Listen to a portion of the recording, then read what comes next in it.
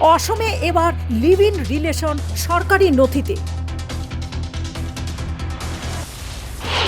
বিয়ে নয়, একসঙ্গে থাকলেই বাধ্যতামূলক রেজিস্ট্রেশন।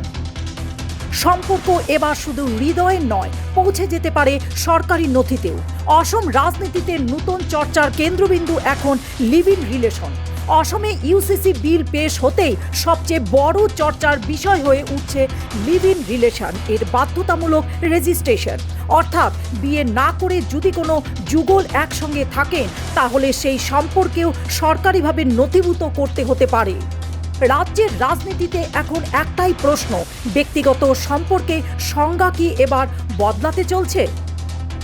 সংবিধানৰ সকলোবিলাক ধাৰা, সংবিধানৰ সকলোবিলাক অধিকাৰ সমানে প্ৰত্যেকজন ভাৰতীয় নাগৰিকৰ ওপৰত সমানে প্ৰযোজ্য হোৱাটো বাঞ্ছনীয়।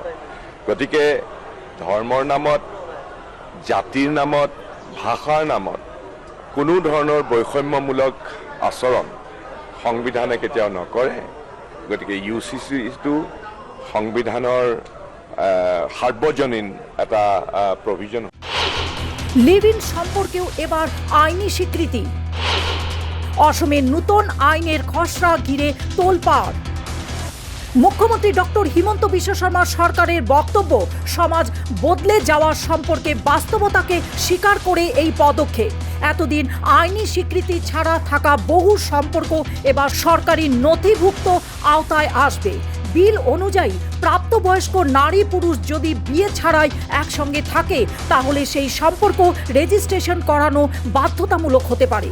সরকারের দাবি, এতে ভবিষ্যতে সম্পত্তি ভরণ পোষণ বা সন্তানের অধিকার নিয়ে জটিলতা অনেকটাই কমবে। বহু বিবাহের নিষেধাজ্ঞা আর লিভ ইন সম্পর্কেও বাধ্যতামূলক রেজিস্ট্রেশন। অসমের ইউসিসি বিল নিয়ে তুমুল আলোচনা। বিলের আরও উল্লেখ করা হয়েছে অসমের বহু বিবাহ নিষিদ্ধ করা হবে। পুরুষদের বিয়ের ন্যূনতম বয়স 21 এবং মহিলাদের জন্য 18 বছর নির্ধারণ করা হয়েছে।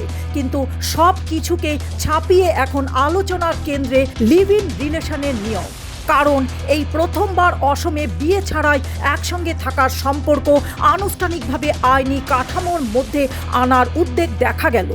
সরকারের দাবি, এর ফলে সম্পর্কে স্বচ্ছতা বাড়বে এবং নারী ও সন্তানের অধিকার আরও শক্তিশালী হবে। যদি তফসিল জনজাতিদের ক্ষেত্রে সেই আইন কার্যকর হবে না বলেও জানানো হয়েছে। অসম থেকে শুরু হওয়া এই নতুন আইন ও সামাজিক বিতর্ক এখন জাতীয় রাজনীতিতে বড় আলোচনার বিষয় হয়ে উঠেছে। News desk report, global news network.